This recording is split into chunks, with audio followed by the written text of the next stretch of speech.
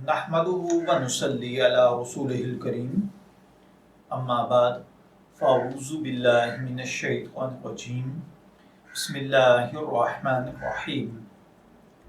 अस्सलामु अलैकुम dear viewers, आपके फेवरेट इस्लामिक इंफॉर्मेटिव चैनल से मैं हूं शब्बीर अहमद।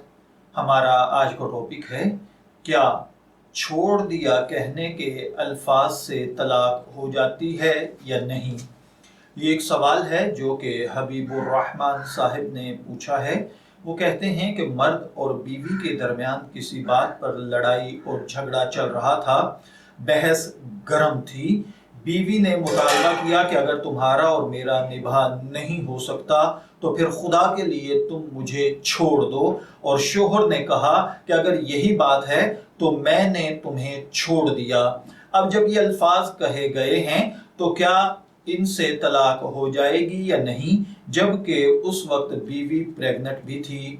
तो देखिए भाइयों और बहनों, अगर किसी शख्स ने अपनी बीवी के तलाक के मुतालबे पर उसको मुखातब करके या उसकी तरफ निस्बत करके या उसको एक मर्तबा यूं कहा कि जो तुझे मैंने छोड़ दिया, तो इस मज़कूरा जुमले से एक तलाक़े रजई वाक़े हो गई है, और इसकी इद्दत प्रेगनेंसी की सूरत में बच्चे की पैदाइश तक, और इसके अलावा अगर प्रेगनेंसी नहीं है तो फिर 3 माह इसकी इद्दत है। इस दौरान शोहर को बीवी से रुजू करने का हक हासिल है। शोहर अगर इद्दत में रुजू कर लेगा तो निकाह बरकरार रहेगा, अगर इद्दत में रुजू नहीं किया तो इद्दत गुजरते ही निकाह ख़त्म हो जाएगा। इसके बाद अब अगर दोनों मियाँ बीवी बाहमी रजामंदी से साथ रहना चाहें तो नए महर के साथ गवाहों की मौजूदगी में तजदीद निकाह करना होगा। दोनों सूरतों में शोहर के पास आइंदा 3 तलाक में से एक का हक खत्म हो गया और फ्यूचर के अंदर अब सिर्फ 2 तलाकों का हक बाकी है।